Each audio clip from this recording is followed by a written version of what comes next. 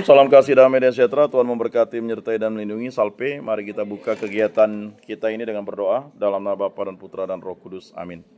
Allah Tritunggal yang Maha Kudus, kami bersyukur di hadirat-Mu, karya agung mulai yang menyatukan kami di tempat ini. Berkati, bimbing, lindungi, sertailah kami, dan tuntunlah kami dengan Roh Kudus-Mu. Semuanya kami serahkan ke perantaraan Tuhan kami Yesus Kristus, hidup dan beraja, kini dan sepanjang segala masa. Amin. Dalam nama Bapa dan Putra dan Roh Kudus. Amin. Saudara-saudari yang terkasih, kita masuk ke dialog antara agama dan peran gereja di Indonesia. Saya hanya melihatkan sekilas saja, ya, review. Jadi, dialog antara agama dan peran gereja di Indonesia merupakan salah satu aspek penting dari kehidupan berbangsa dan bernegara dalam masyarakat majemuk. Nah, itu penting. Jadi, kita tidak akan bisa tidak dialog antara agama. Dialog antara agama itu dengan mengucapkan salve saja itu sudah tahu, oh ini orang Katolik ini. Kalau salam nih, oh ini orang Kristen ini. Kita mengucapkan assalamualaikum, orang bilang, oh ini pasti Islam ini. Karena sudah. Om Swastiastu, oh ini pasti orang Hindu ini. Namo Buddhaya, oh ini pasti orang Buddha. Wode Ting Tian, oh ini orang Konghucu. Karena ada nama agama yang diakui di Indonesia, 6 ya. 200 aliran kepercayaan. Ya. Mengapa dialog antara agama itu memerlukan salam? Maka kata Yesus, ya, salam damai dan sejahtera. Ya. Jadi barang siapa mengasihi aku, berarti dia percaya firmanku. Jadi barang siapa tidak percaya firmanku, tidak mengasihi aku. Karena aku dan Bapa adalah satu. Ya. Sering kita sebagai orang Katolik itu susah mengucapkan puji Tuhan, haleluya, hosana. Padahal itu adalah bahasa-bahasa kita yang tidak biasa kita lakukan karena kita ya tidak memiliki karakter iman yang mantap. Ngucap salam aja susah. Berapa kali saya ngucap salpe, apa Bapak nih lalu salpe ya salpe jawab kan gitu. Salam kan begitu. Mau dicium kudus. Tahu cium kudus? Nanti pelecehan seksual pula cium kudus kan? Paham enggak cium kudus? Inilah cium kudus. Datang dari Allah yang Maha Kuasa. Padahal bukan cium kudus. Itu hanya melegasi dirinya supaya kayaknya kudus. Paham enggak? Dengan dalil-dalil. Dulu kan ada ACDC. Anti-Christus Devil Children. Oh, ngeri dah. Kalian enggak ngerti ACDC? Jadi dia punya ibadat itu, kalian buka baju semuanya. Gile. Karena ini kuasa dari atas. Buka baju perempuan. Kok malu apa kalau orang sudah mulai ekstase? Orang ekstase itu kan dimulai dari ayat-ayat sesuatu yang menjanjikan. Ayat-ayat yang menjanjikan. Lupa deh dasarnya 10 perintah Allah. Jangan ingin berbuat cabul. Habis itu, buka celanamu. Buka semuanya. Susah dah kalau udah dilakukan gitu. Itu pernah terjadi ya.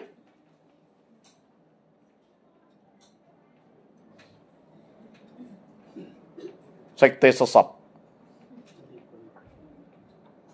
Jadi kenikmatannya seksual. Ya bukan bid'ah, ya pengikutnya ada. Bagi dia enggak bid'ah. Anda itu kan bid'ah atau bidat itu kan tidak sesuai dengan ajaran iman Anda atau ajaran iman kita.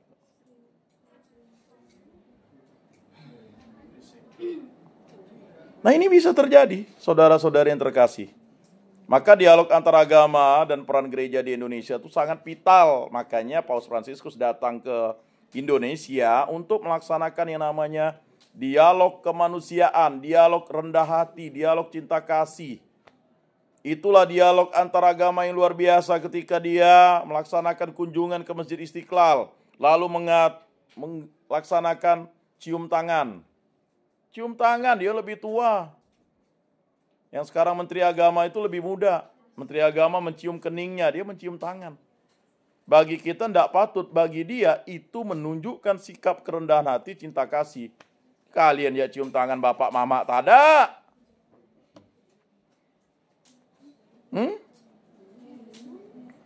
Ciumlah sebelum dia dingin.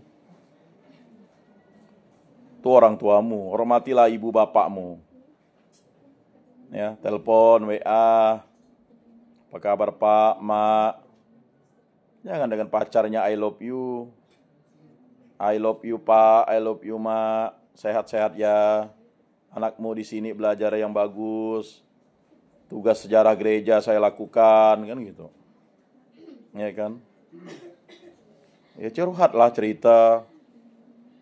Makin semester 4 nih makin banyak tugas Mak, Pak. Ya kan? Uang udah mulai menipis Mak, Pak. Kalau enggak ada uang ya enggak apa-apa.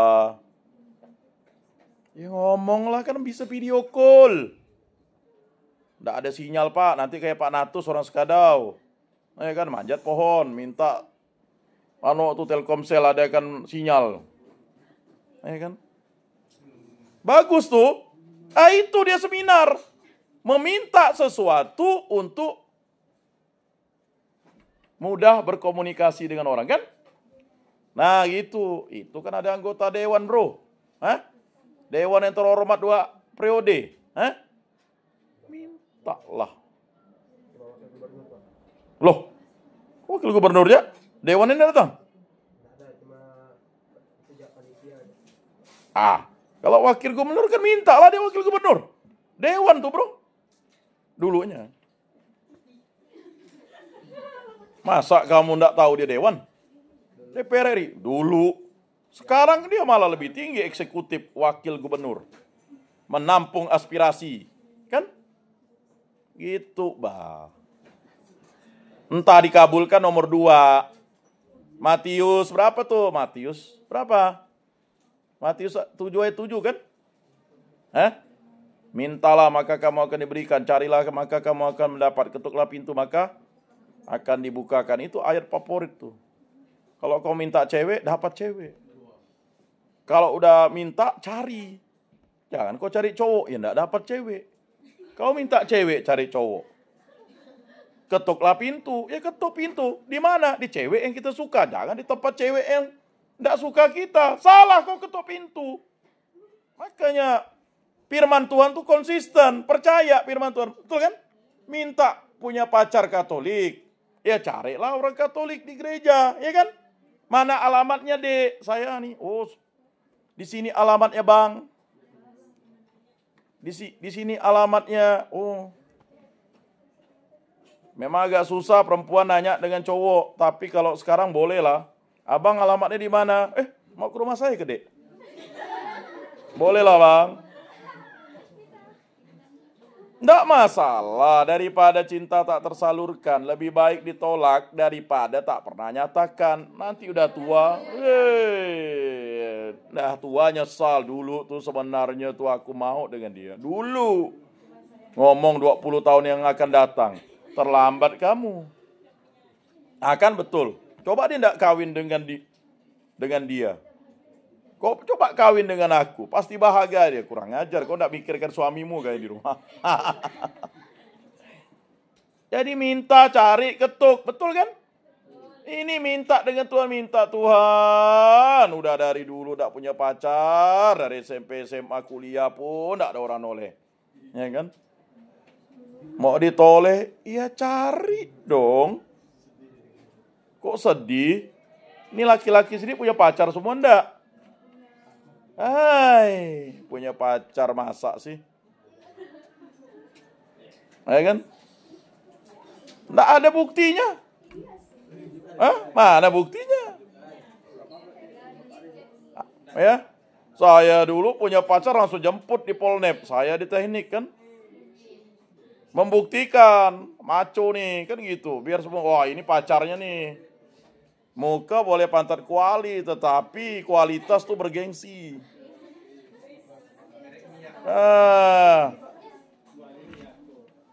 Susah anak muda sekarang. Ya kan? Mau cari yang Katolik, tapi cari yang bukan Katolik. Salah! Minta yang Katolik, ya cari yang Katolik, ya, gitu kan? Ketuklah pintu di rumah orang yang Katolik, kan gitu. Kan gitu. Paham ya? Paham enggak?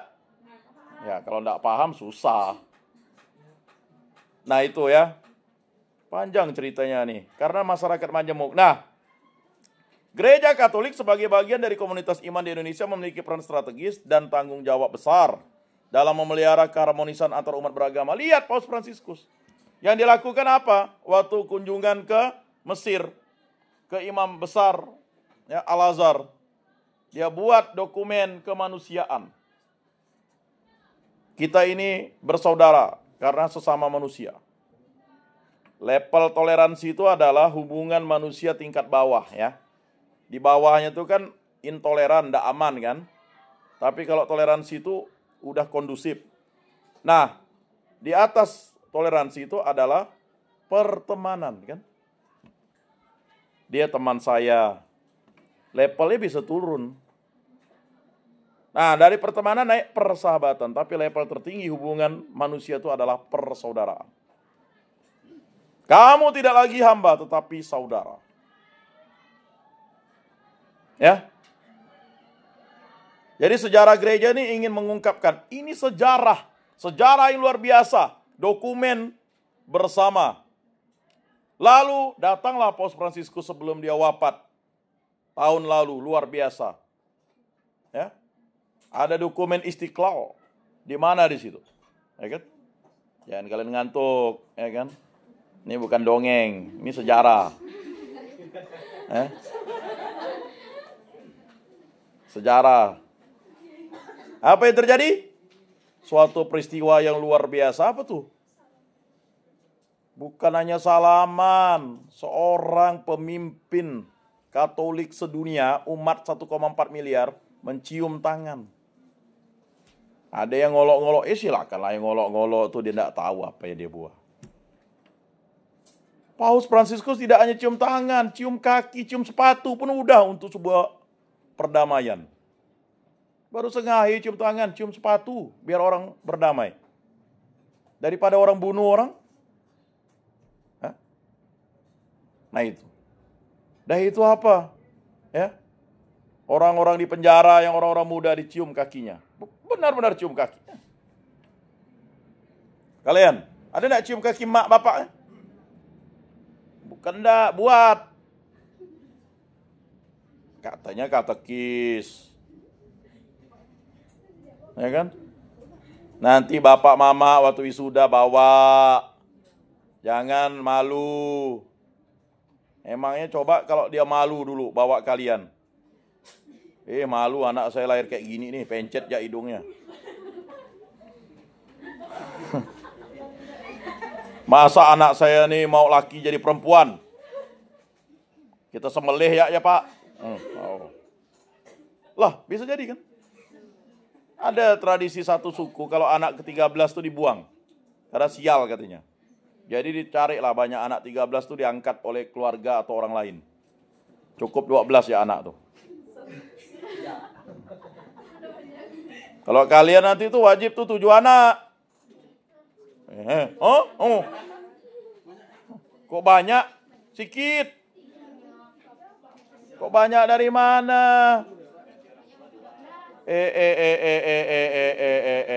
Nanti kalian kalah pemilu baru nyesal.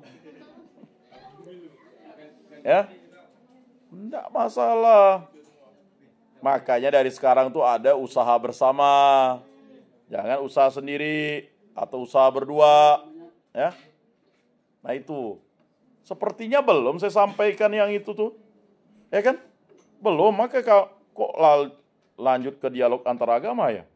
Belum saya kasih itu. Tentang tadi masalah ekonomi kerakyatan tadi.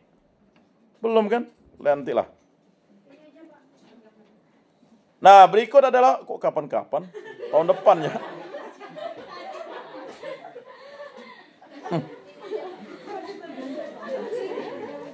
Kalau kapan-kapan ya terserah. Suka-suka saya.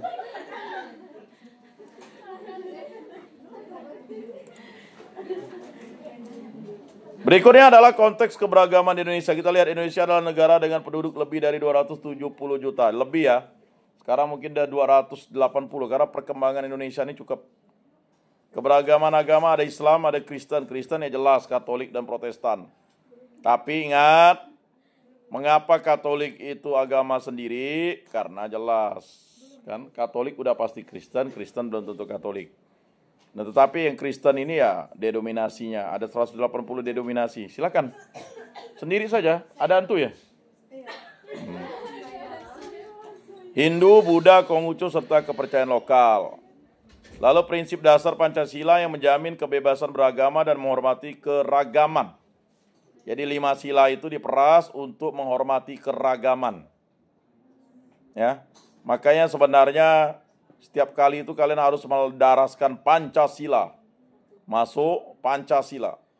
Dan ingat dah Senin, apel di sekolah dulu. SD, SMP, SMA Covid. Kalian kan SMA Covid, generasi Covid. Ya, dari SMP kali kalian Covid. Nah. Jadi ceritanya waktu generasi Covid, letih beli HP. Sampai pertumpahan air liur bapak mamanya. Demi HP. Ada yang harus pergi 10 kilo baru dapat sinyal. Ada yang di atas gunung baru dapat sinyal. Gara-gara Covid, semuanya harus punya HP. Hebat juga ya virus itu. Gara-gara Covid semuanya punya HP. 5 di rumah, 5 HP. Ya kan? Ada yang sampai anaknya dibunuh gara-gara tidak mampu beli HP. Ada. Ya. Ada yang harus meninggal dunia karena cari sinyal. Iya. Mengapa meninggal dunia? Turun naik bukit kecapean, kelelahan.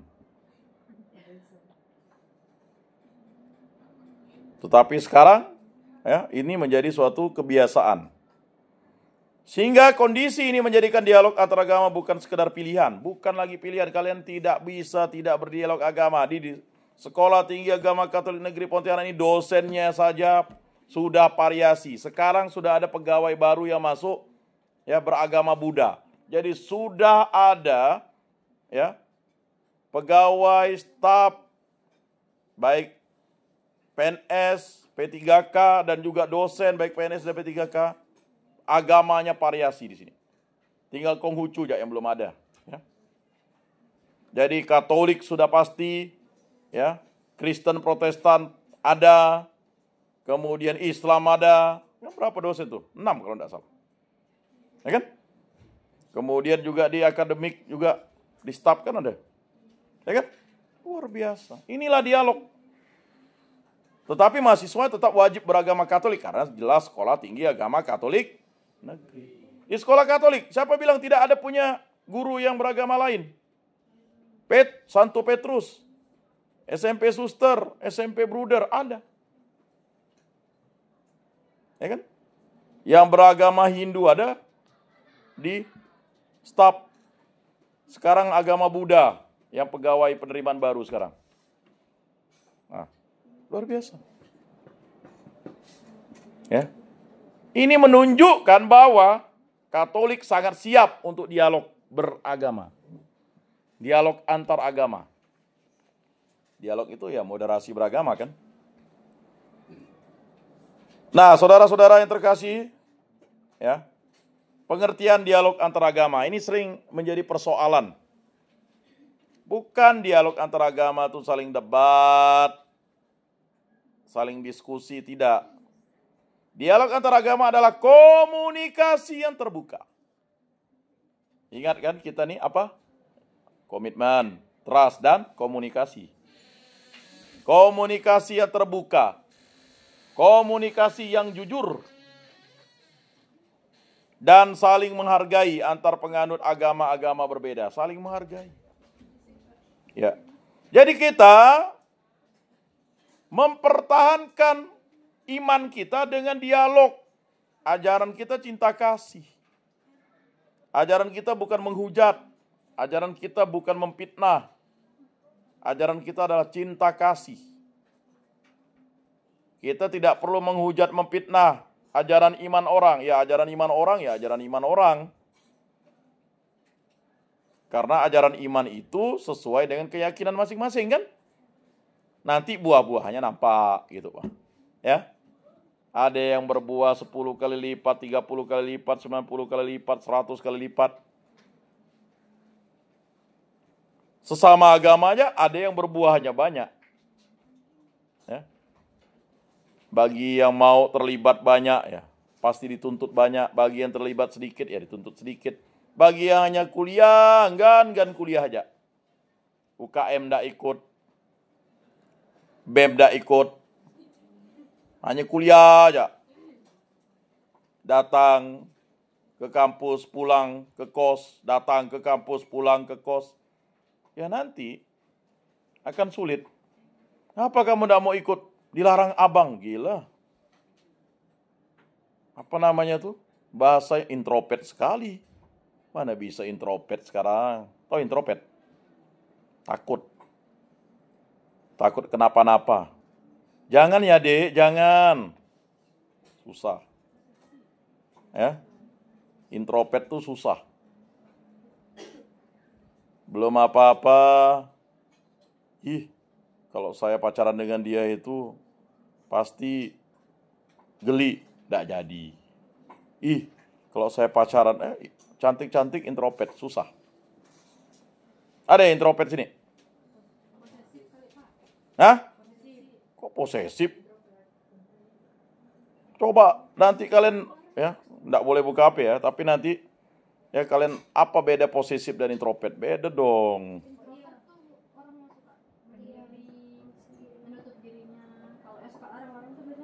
Nah? Enggak ke dia udah mulai sama-sama mirip. Posesif. Posesif itu pada sikap hidupnya. Tapi sebenarnya orang posesif itu introvert. Mengapa? Karena dia tidak mau. Contohnya gini ya, misalnya kamu curhat. Cocok enggak ya saya pacaran dengan dia? Apain cocok? Pas kau harus cari ini, rupanya tuh dia juga senang dengan itu. Ya kan? Nah, itu bisa dikatakan posesif dan bisa dikatakan introvert begitu. Jadi orang-orang yang posesif itu adalah orang yang tak mampu memiliki standar ganda gitu. Paham enggak? Dia punya standar ganda, posesif tuh. Dia udah mirip-mirip introvert lah. Ya memang orang kadang beda kan. Enggak, dia standar ganda. Dia ngelarang kawannya pacaran tapi dia pacaran. Dia ngelarang orang, kau jangan ya, nanti kau hamil. Karena aku sudah merasakan. Oh, kurang ajar kau. Itu tadi dia punya standar ganda. Ujung-ujungnya. Ya dulu gini ya, karena kan kita tahu lah. Dalam sikap hidup kita tuh ada hal kayak gitu. Belum lagi yang tantrum kan begitu. Apa-apa diselesaikan dengan, ya di sini enggak tahu ya. Tiba-tiba pingsan, kelepak. Tiba-tiba kalau ada masalah nangis. Kalau ada sesuatu masalah langsung meledak. Ya kan? Tapi sebagai katekis ya kita harus bisa. Kan ada nanti psikologi pertumbuhan ya. Nah, semester berapa belajar? Ya sama lah perkembangan pertumbuhan. Nah, yang namanya psikologi perkembangan, psikologi pertumbuhan, ya kan? Nah, udah belajar? Belum.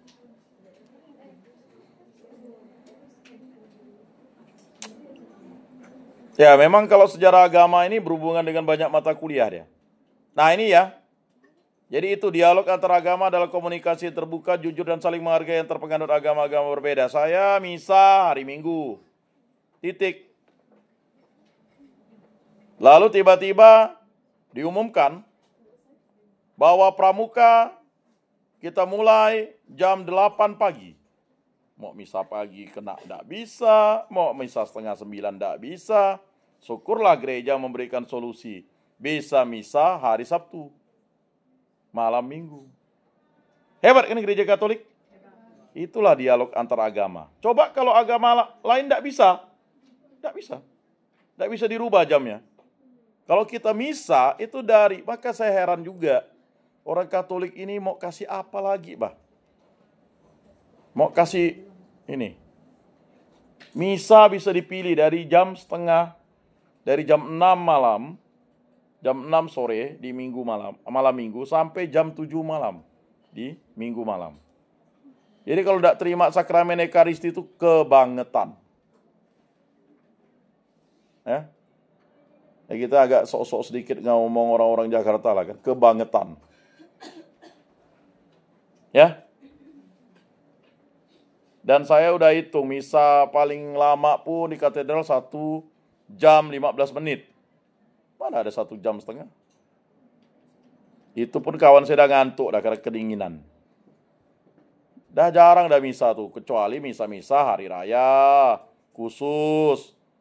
Kalau malam Paskah ya. Tapi misa hari Minggu itu mana? Misa harian paling lama 30 menit. 30 menit. Sembahyang rosario lebih lama daripada ibadat doa rosario lebih lama daripada misa harian. Mana misa harian itu lama? Ini yang biasa misa harian coba angkat tangan. Waduh. Hah? Hanya pernah, enggak bisa pernah. Karena apa tadi? Godaan. Kamu tahu godaan yang paling kuat adalah godaan hawa nafsu kita. Usah, nyaman tidur. Belum. Dia ngomong tuh. Maka setan tuh ngomong dia. Enak aja, lakukan yang enak-enak aja.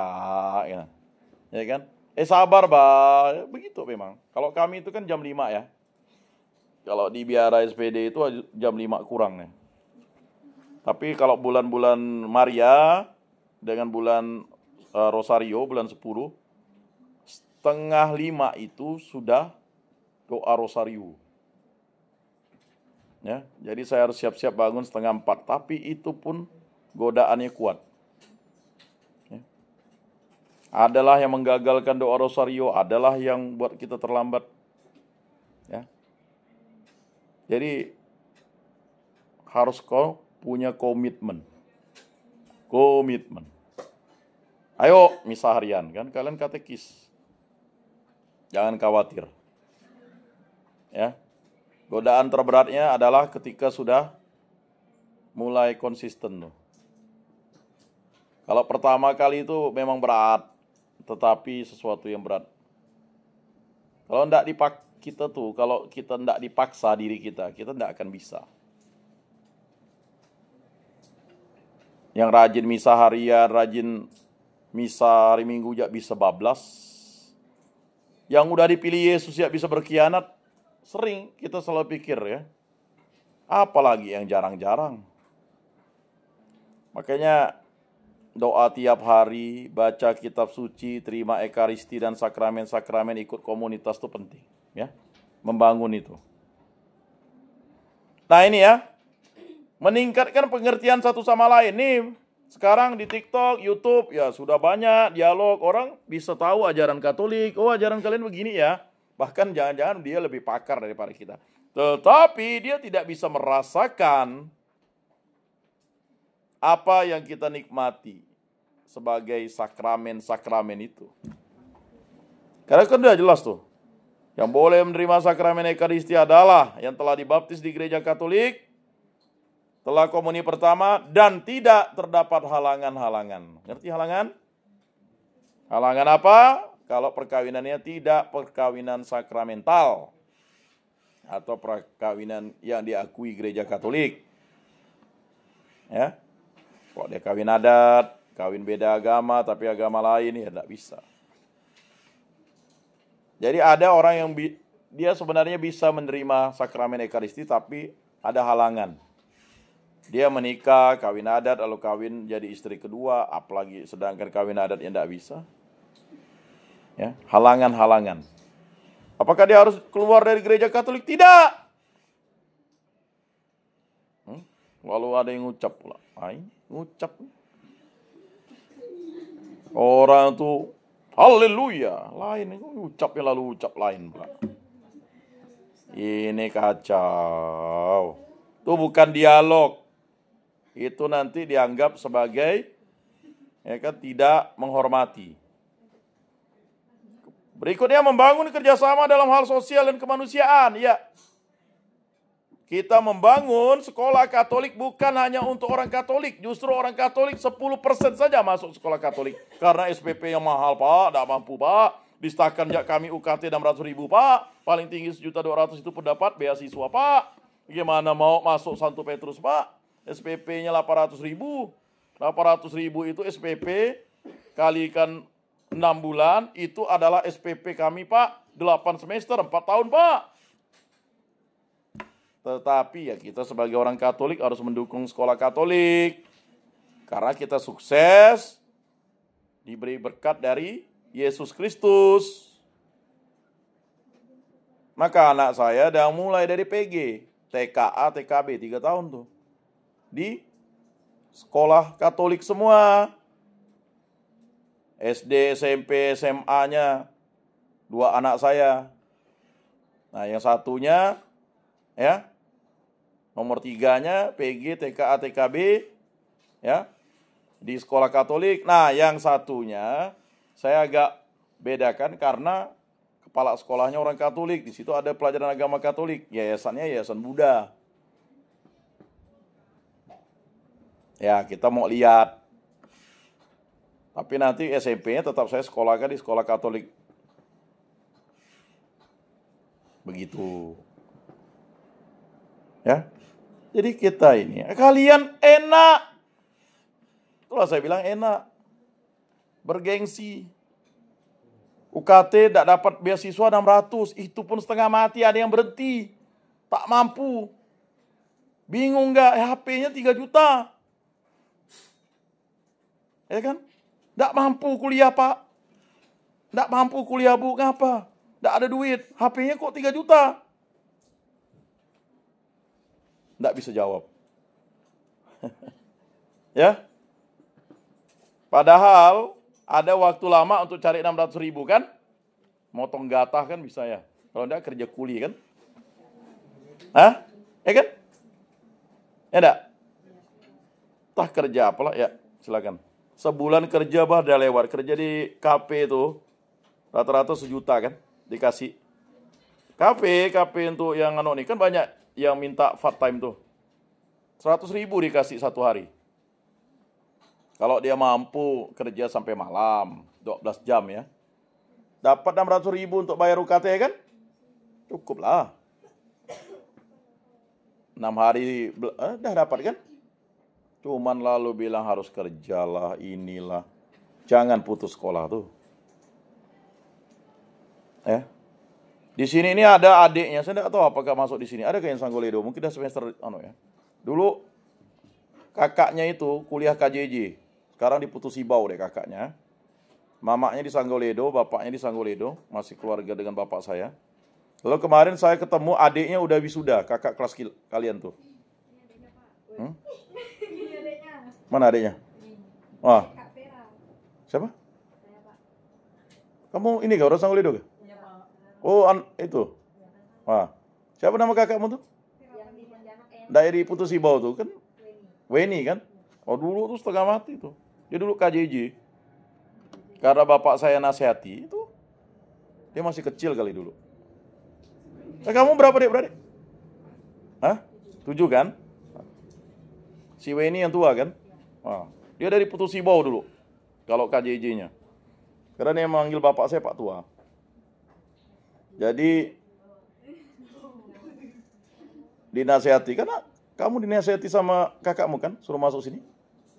Enggak, karena ikut kakakmu yang satu. Jadi berapa yang masuk di sini? 2 orang? 2 kan? Yang udah wisuda 1. Kakakmu kan udah PNS ya? Oh. Jauh kakaknya dulu, KJJ dulu dia. Dia dari Sanggoledo, lalu tinggal dengan bibinya di Putu Sibau. Habis itu dia berangkat lagi dari Putu Sibau, ya kan, kuliah di Bengkayang. Baru dia lihat bapaknya. Habis itu sekarang jauh pengorbanannya untuk kuliah agama. Dari 1, kalau udah salah udah selesai. Ah, udah. Udah S lagi kakak. Udah PNS lagi.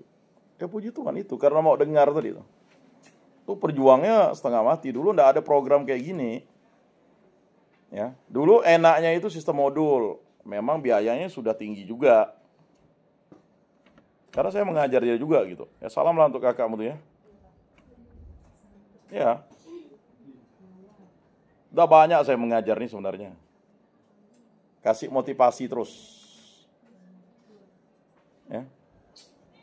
Akhirnya kakaknya, ini yang nomor berapa tuh kakakmu tuh? Weni kan nomor 1. Nomor 2? Hah? Kamu nomor 7? Nomor 2 kemana kawinnya? Di? Oh, nomor 3? Nomor 4? Oh, yang kuliah 3 orang ya? Itu tadi 7 orang kan? Itu resiko yang harus diambil. Sama seperti kayak si dari Muna nih, ya kan? Ya, jauh, ya kan? Namanya kan, betul kan? Jauh.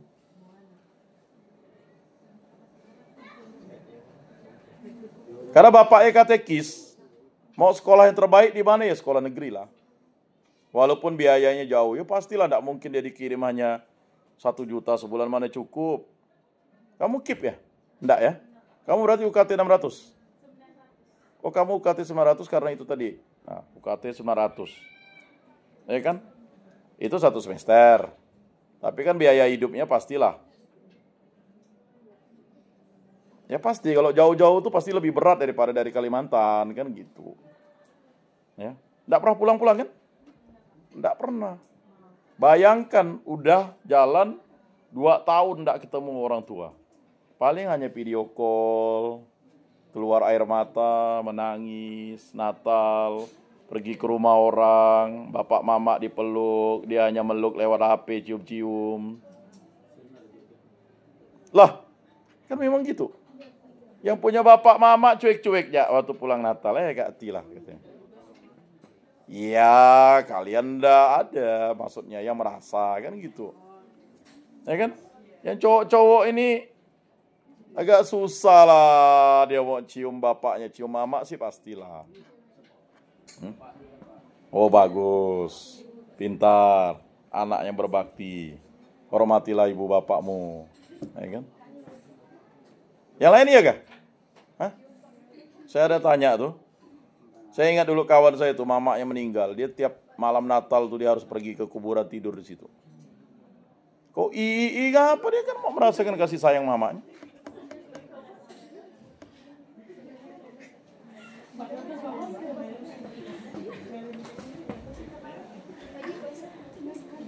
Ya apa boleh buat lah, mau gimana?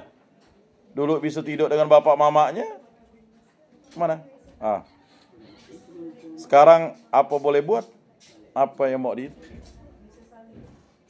Ya penyesalan tiada arti, makanya sekarang ini kan gitu. Ya.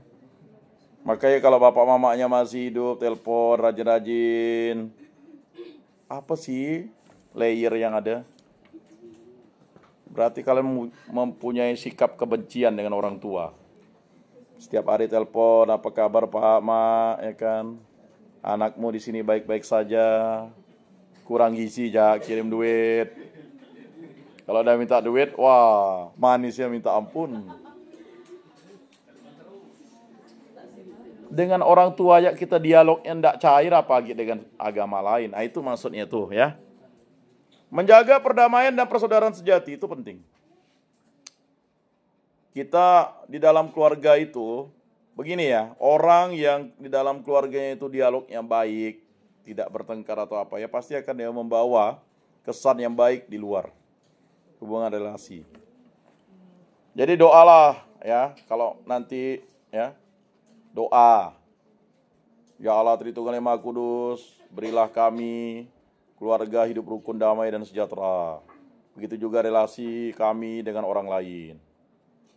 Nanti kalau udah punya suami lain lagi, ya kan? Berkatilah saya dan istri saya agar hidup rukun, damai dan sejahtera. Ini diminta. Minta, cari, lalu apa? Minta, cari. Ya? Ketok kan? Hah? Ketok pintu kan? Kalau kamu nanti bertengkar dengan suami, kalau kamu merasa bersalah, kamu ketok kan suaminya? Ketok suaminya. KDRT ya. Nah itu penting ya. Jadi gereja Katolik berujuk pada dokumen Konsili Vatikan II Nostra Aetate yang menekankan pentingnya dialog dan kerjasama lintas agama. Ya, dokumen Nostra Aetate ini nanti cari download ya. Supaya kalian paham itu, apa tuh isinya. Ya. Jadi gereja Katolik itu udah menginisiasi, membangun yang namanya kebersamaan dalam dialog antaragama. Jadi wajar sebagai orang Katolik, memang sering ya. Kalau orang lain berbuat begitu, masa kita enggak lah. Maka kata Yesus, kalau Bapa yang jahat saja bisa memberi yang baik kepada anaknya, apalagi Bapamu di surga. Apalah kamu itu. Kalau kamu memberikan yang baik kepada kawanmu, sahabatmu, ya, maka berilah yang baik kepada orang yang tidak mampu membalas kebaikan kamu, kan? Gitu. Enggak? Jadi persoalannya di situ, tapi memang prakteknya sulit. Karena banyak faktor yang mempengaruhi pikiran kita nih. Apalagi kalau udah semester 4, usianya sudah berkisar 20 nih, saya anggap 20 lah, ada yang 19, 20, 21, paling tua 22, ya. Enggak mungkin lah di sini angka yang paling mudanya paling lah ada 18 lebih karena terlalu cepat ya. Ya, sekitar itulah ya. Di angka 20 nih kalian harus membuat rencana induk organisasi di hidup kalian tuh bagaimana. Maka saya bilang semester 4 tuh seperti gelombang laut yang sangat kuat tuh. Kalau kalian tidak mampu menghadapi gelombang itu, kamu akan seperti kawanmu, satu orang sudah, adalah DO aja. Solusi DO itu bukan solusi. Cuti lah. Kalau memang punya masalah yang berat. Tidak ada biaya cuti dulu, kerja. Mumpung biaya masih harga ratusan. 900, 600, 700, 800, 900 kan. Paling tinggi 1.200.000. Kalau memang kehabisan biaya, cuti, solusinya. Masih ada dikasih 4 semester cuti. Tapi jangan pernah putus. Atau gara-gara tak mau dengar omongan, tak dengar nasihat, lalu pacaran kurang sehat, lalu boncet, ya kan? Ya, lapor lah. Pak, boncet pak. Ngapa kok boncet? Itulah pak. Karena hawa nafsu terlalu kuat pak. Ya kan, lapor. Jadi bagaimana solusinya pak? Dipecat ke saya pak? Janganlah pak nangis. Kan? Yang cowoknya pura-pura diam. Ya. Dengan siapa kau lakukan? Sama-sama pak, anak estakan juga. Semester berapa? Ya kan? Yang satu semester 6 pak, saya semester 4 pak. Jadi gimana pak? Ya buatlah. Diurus bagus-bagus, bertobat dan jangan melakukan perbuatan dosa lagi. Gampang kan? Jadi orang beriman itu kan gampang. Beri yang nyaman-nyaman kan, beriman kan? Ya. Lah, Allah ngasih tubuh dan darahnya yang nyaman kita nikmati. Hah? Dia kasih muridnya masih ikan goreng. Kita dikasih tubuh dan darahnya. Ya.